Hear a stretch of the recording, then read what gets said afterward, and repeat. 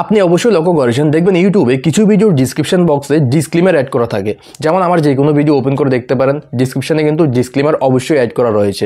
তো এই ভিডিওতে আমরা ডিসকাস করব ভিডিও ডিসক্রিপশনে আপনাকে কেন ডিসক্লেমার অ্যাড করা প্রয়োজন। পয়েন্ট নাম্বার 2, ডিসক্লেমারে কী কী লিখবেন বা কোথা থেকে কালেক্ট করে আপনি লিখবেন সেটা জানতে হবে আপনাকে।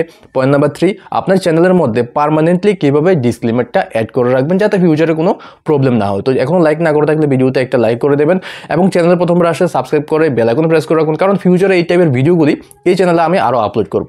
তো চলুন তাহলে এখন কন্টিনিউ করি। তো দেখুন, ডিসক্রিপশনে ডিসক্লেমার অ্যাড করা খুব বেশি প্রয়োজন। কখন প্রয়োজন আমি বলছি। দেখুন, ধরুন আপনার চ্যানেলে আপনি অনেক টাইপের ভিডিও আপলোড করবেন। এখন ধরুন অন্য কোনো কন্টেন্ট ক্রিয়েটারের কাছ থেকে কোনো একটা ক্লিপ আপনি ইউজ করেছেন বা অন্য কোনো কন্টেন্ট ক্রিয়েটারের নাম আপনার ভিডিওতে আপনি নিয়েছেন, বা হতে পারে অন্য কোনো ব্র্যান্ড বা কোম্পানি যেখান থেকে আপনি কোনো একটা ইমেজের ক্লিপ, ভিডিও ক্লিপ বা অডিও ক্লিপ আপনার ভিডিওতে আপনি ইউজ করেছেন। এখন ওনারা চাইলে কিন্তু আপনাকে কপিরাইট স্ট্রাইক বা কপিরাইট ক্লেম দিতে পারে, এটা আপনি জানেন। বাট যদি আপনি ডিসক্রিপশনে ডিসক্লেমারটা সুন্দরভাবে লিখে রাখেন তাহলে কিন্তু ওনারা আপনাকে কোনো রকমের স্ট্রাইক দেবে না। কেন স্ট্রাইক দেবে না? কারণ ডিসক্লেমারটা এই কারণে ইউজ করা হয়, কারণ ডিসক্লেমারের মধ্যে এমন কিছু লিখে থাকে যার কারণে কিন্তু তারা দিতে পারে না বা দেয় না। ঠিক আছে, তো এখন আপনাকে জানতে হবে ডিসক্লেমার কোথা থেকে পাবেন আপনি, এইটা যেটা ইউজ করলে কোনো রকমের স্ট্রাইকে আসবে না আপনার ভিডিওতে, বা ডিসক্লেমারের মধ্যে কি কি লেখা রয়েছে। ঠিক আছে, তো এর জন্য আপনার মোবাইলের যে কোনো একটা ব্রাউজারকে ওপেন করে নেবেন। উপরে সার্চ বারে ইউটিউব ডিসক্লেমার জাস্ট এটা লিখে সার্চ করবেন। এরপর দেখুন এখানে একটা গুগলের ওয়েবসাইট আসবে। এই গুগলের ওয়েবসাইট, এখানে কোনো প্রবলেম নেই কারণ এটা গুগলেরই ওয়েবসাইট, এটার উপরে ক্লিক করবেন।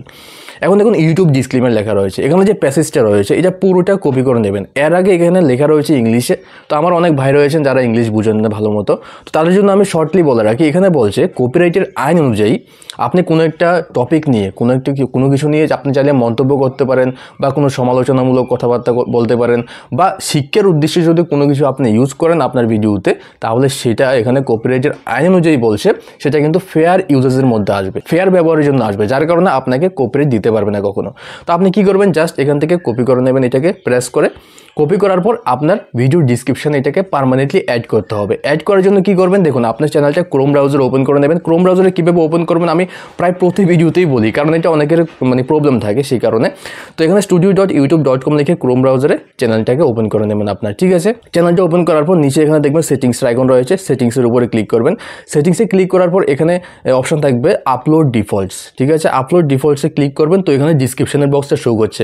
এই ডিসক্রিপশন বক্সে দেখুন আমিও এখানে লিখে রেখেছি, সবাই লিখে রাখে, যে সোশ্যাল মিডিয়ার লিঙ্ক বলুন, ডিসক্লেমার বলুন, এগুলিকে এখান থেকে লেখা হয়। তো প্রতি ভিডিওর ডিসক্রিপশনে অটোমেটিক্যালি কিন্তু এই ডিসক্লেমারটা থাকবে। তো আপনার কোনো রকমের ভাবারও কোনো চিন্তারও কোনো বিষয় নেই যে আমার এই ভিডিওতে ডিসক্লেমার অ্যাড করেছি কিনা, কারণ প্রতি ভিডিওতে থাকবে এটা। ঠিক আছে, তো এইভাবে আপনার ডিসক্লেমারটা অ্যাড করবেন কপিরাইটের হাত থেকে বাঁচার জন্য। লাইক না করে থাকলে ভিডিওতে এখন একটা লাইক করে দিন। আর যদি আপনার ভিডিওতে কোনো কারণে কপিরাইট ক্লেম চলে এসছে, তো কপিরাইট ক্লেম কীভাবে রিমুভ করবেন এই ভিডিওতে দেখতে পারেন, আর ডিসক্রিপশন বক্সে লাগিয়ে দেবো, সেখানে ক্লিক করে আপনি দেখতে পারেন। তো দেখা হচ্ছে নেক্সট ভিডিওতে। Good bye and take care.